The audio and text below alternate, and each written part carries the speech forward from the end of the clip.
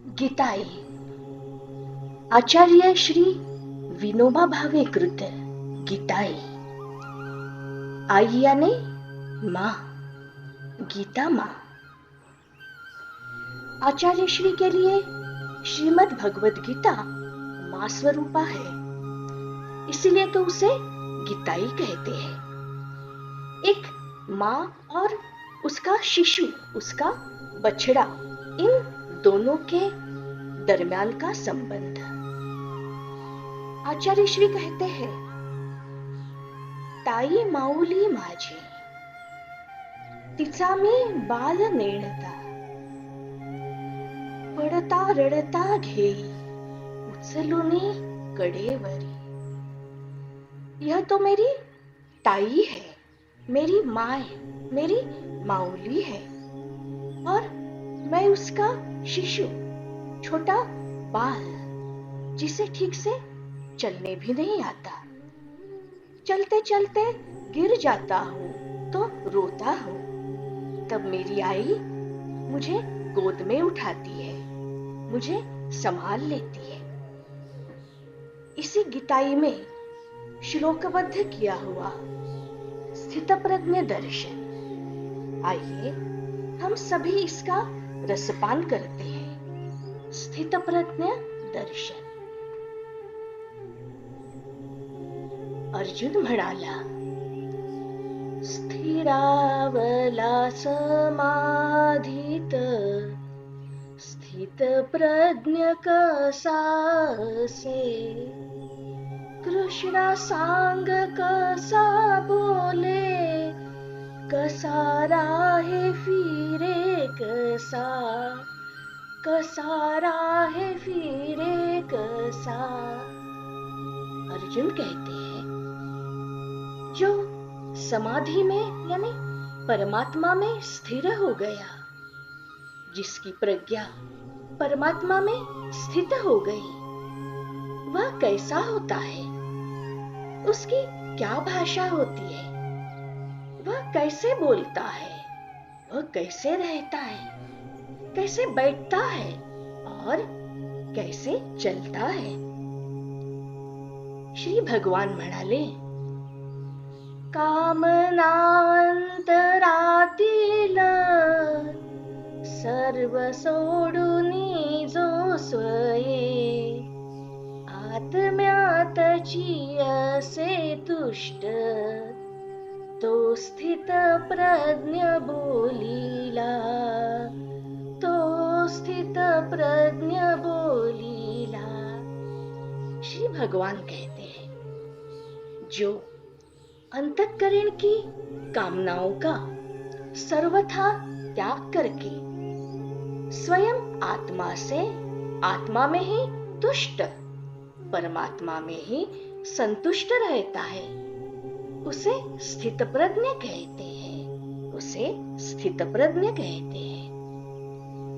नसे दुःखात उद्वेग, सुखाची लालसा नसे, नसे तृष्णा भय क्रोध, तो स्थित प्रज्ञ संयमी, तो स्थित प्रज्ञ संयमी।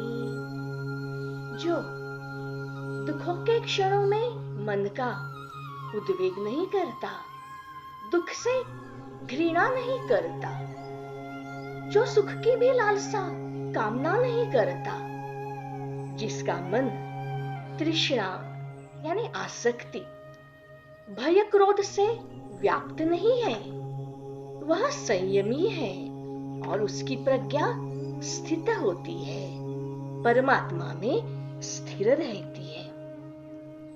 सर्वत्र जो अनासक्त, बरे वाईट लाभता, न उल्लासे न संतापे, त्याची प्रज्ञा स्थिरावली, त्याची प्रज्ञा स्थिरावली।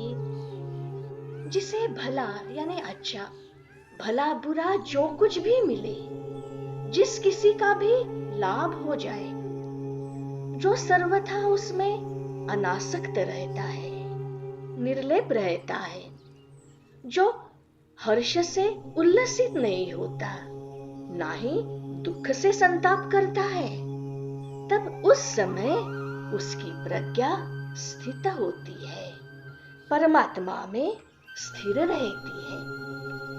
घेई ओढुनी संपूर्ण विषयातुनी इंद्रिये, जसा कासव तो अंगे, तेव्हा प्रज्ञा स्थिरावली, तेव्हा प्रज्ञा स्थिरावली।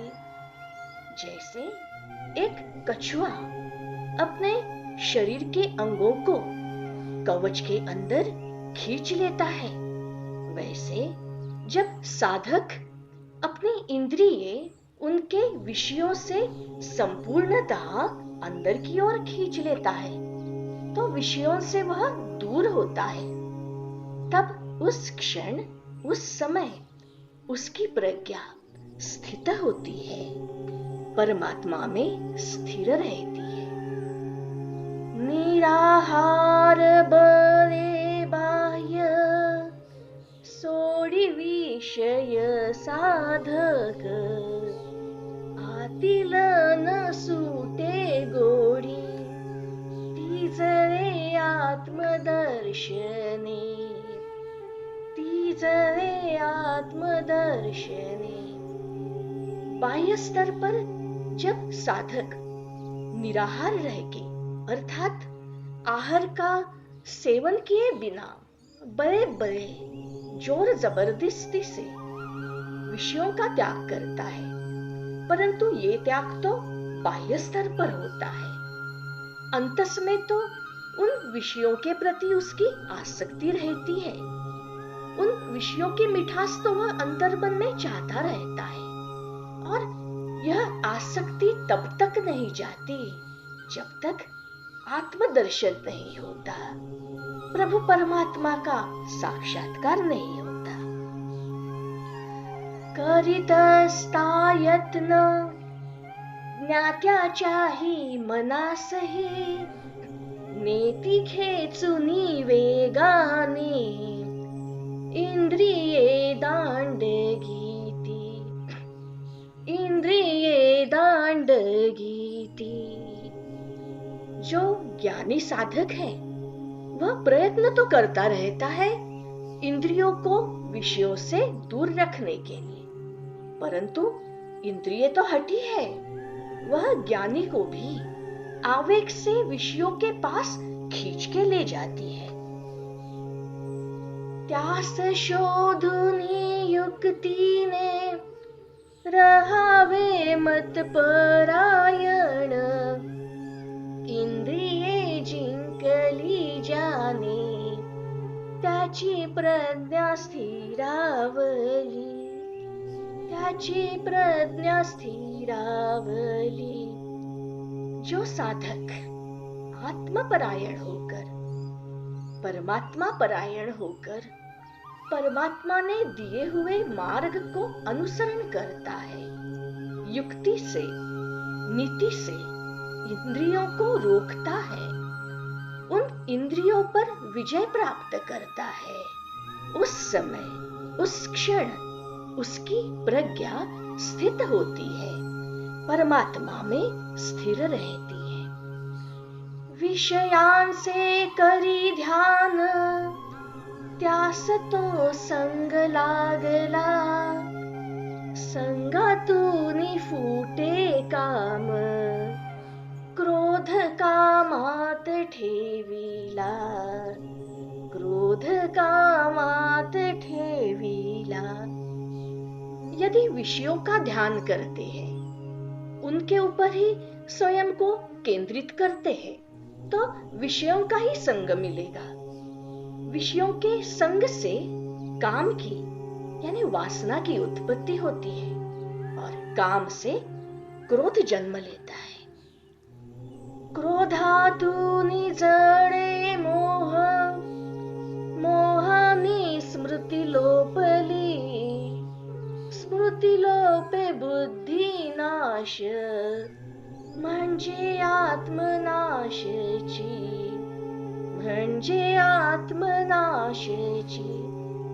क्रोध से मोह जड़ित होता है, उत्पन्न होता है। मोह से स्मृति नष्ट होती है। स्मृति यानी परमात्मा रूपी ज्ञान जो हमारे स्मरण में है। स्मृति का लोप होने से बुद्धि का नाश होता है, और बुद्धि नाश होना यानी आत्मनाश, स्व का नाश। जहां परमात्मा जनित बुद्धि नहीं, बुद्धि को परमात्मा का साथ नहीं, सद्विचारों का साथ नहीं, तो आत्मनाशी होता है।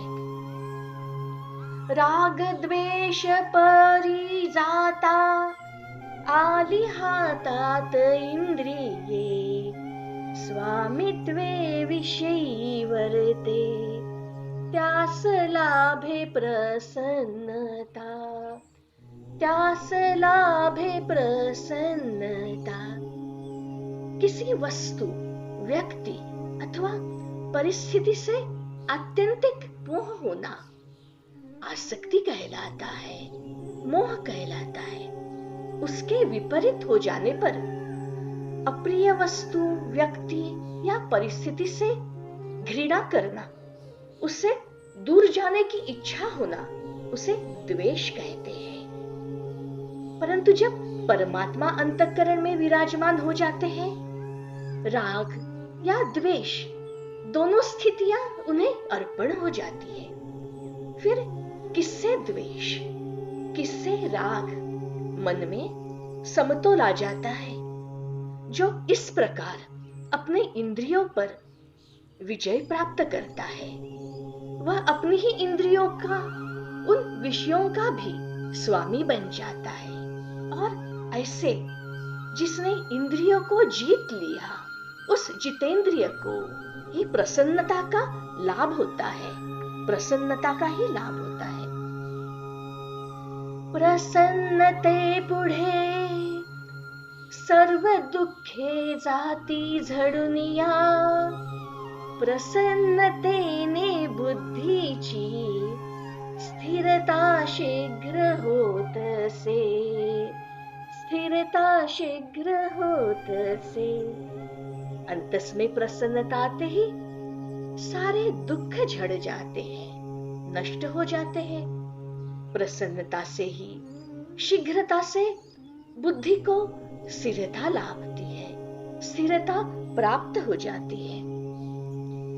अयुक्तासन से बुद्धि त्यामुळे भावना नसे, म्हणूनी न मिळे शांती, शांती विण कसे सुख, शांति वीण कसे सुख।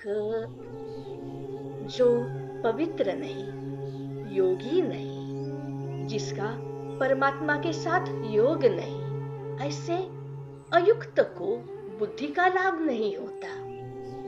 बुद्धि नहीं तो अंतस में भावनाएं नहीं, भावनाहीन मानस को शांति नहीं मिलती। और जो अशांत है तो शांति वीण उसे कैसा सुख, शांति वीण उसे कैसा सुख। इंद्रिये वर्तता स्वैर, त्यामागे मन जायजे, त्याने प्रज्ञा जशी नौका, वार्याने खेचली जळी, वार्याने खेचली जळी। इंद्रिये तो स्वैर वर्तन करती है, वो तो करेंगी ही। मन उनके पीछे जाता है, जैसे ही प्रज्ञा भी, बुद्धि भी इन इंद्रियों का कभी कभी मार्ग अनुसरती है। जैसे एक नाव, नौका वायु द्वारा जल में खींची चली जाती है। म्हणूनी इंद्रिये जियाने विषयातुनी सर्वथा, ओढुनी घेतली आत, त्याची प्रज्ञा स्थिरावली, त्याची प्रज्ञा स्थिरावली। इसलिए जिसने सर्वथा अपनी इंद्रियों को विषयों से अंदर की ओर खींच लिया, उसकी प्रज्ञा स्थिर हो गई, उसकी प्रज्ञा स्थित हो गई। सर्वभूतासजी रात्र, जागतो संयमी तिथे, सर्वभूत जिथे जागी, ज्ञानी योग्यास रात्र ती, ज्ञानी योग्यास रात्र ती। जब सभी प्राणी मात्रों की रात्रि होती है, उनका जब शयनकाल होता है, तब वह संयमी पुरुष जिसकी इंद्रियों पे सिद्धि आ गई है, जो इंद्रियों को भली भांति आवश्यकता अनुसार बुद्धि का, प्रज्ञा का उस पर लगाम रखकर आचरण में लाता है, वह संयमी पुरुष जागरूक रहता है। उसके विपरीत जब सभी प्राणी मात्र यानी सर्वसाधारण बुद्धि के स्तर के जो जीव है, जिनसे यह पृथ्वी व्याप्त है, जागते रहते हैं, ज्ञानी पुरुष की वो निशा रहती है, रात्रि रहती है। कहने का तात्पर्य यह है कि जो सर्वसाधारण मानस के प्राणी हैं, उनके आचरण से ज्ञानी, संयमी, स्थितप्रज्ञ पुरुष का आचरण, उसकी परिस्थिति भी भिन्न रहती है। न भंग पावे भरताही नित्य, समुद्र घेतो जिरवुनी पाणी, जाती तसे जात जिरुनी भोग, तो पावला शांती न भोग लुब्ध, तो पावला शांती न भोग लुब्ध। जिस प्रकार समुद्र में ज्ञानी पुरुष जिसकी प्रतिष्ठा अचल है, स्थित है, नित्य उसमें पानी सभी ओर से प्रवेश करता रहता है। सागर वह अडिग, वह पानी अपने आप में समा लेता है, उस पानी से वह भंग नहीं होता, वह टूटता नहीं है, यानी उसकी प्रतिष्ठा अडिग रहती है। वैसे ही ज्ञानी पुरुष जरा सा भी इंद्रियों का विषयों से संसर्ग होने पर भी वे भोग, वे विकार उसमें समा जाते हैं। उस परिस्थिति में भी वह शांति को प्राप्त होता है। उसके विपरीत जो भोग लुब्ध है, जिसके अंदर भोग पाने की कामना है, उनकी ऐसी स्थिति नहीं रहती है। सोडुनी कामना सर्व, फिर होनी निस्पृह, अहंता ममता गेली, झाला तो शांती रूपची, झाला तो शांती रूपची। जो सन्यासी पुरुष सभी कामनाओं का संपूर्ण त्याग करता है, सिर्फ जीवन मात्र के लिए निस्पृह होकर विचरण करता है। निस्पृह यानी किसी चीज की स्पृहा नहीं, लालसा नहीं, जो स्पृहा रहित हो गया, जो अहंकार रहित हो गया। यह मैं हूं, यह मेरा है, यह विद्वत्ता, यह पद प्रतिष्ठा से होने वाला आत्माभिमान, वह अहंता रहित हो गया, जो निर्मम हो गया, ममता रहित हो गया। ये मेरा, वह मेरा है, यह मेरा के संग्रह का, यह भाव से, अहंता ममता के भाव से रहित हो गया। अब वह शांति रूप, शांति स्वरूप हो गया। अर्जुना स्थिति ही ब्राह्मी, पावतान चले पुन्हा टिकुनी अंतकाळीही ब्रह्मनिर्वाण मेळती ब्रह्मनिर्वाण मेळती। हे अर्जुना, यही ब्राह्मी स्थिति है जिसमें पुरुष सर्व कर्मों का संन्यास करता है और ब्रह्म रूप में स्थित हो जाता है। उसे प्राप्त करने के बाद अंत समय में भी यह स्थिति यथावत रहती है। उसी में पुरुष सदा स्थित हो जाता है और इस स्थिति को पाकर वह अब मोहित नहीं होता, मोह को प्राप्त नहीं होता और इसी को ब्रह्म निर्वाण कहते हैं। यही ब्रह्म निर्वाण है। तस्मै श्री गुरुवे नमः। तस्मै श्री गुरुवे नमः। तस्मै श्री गुरुवे नमः।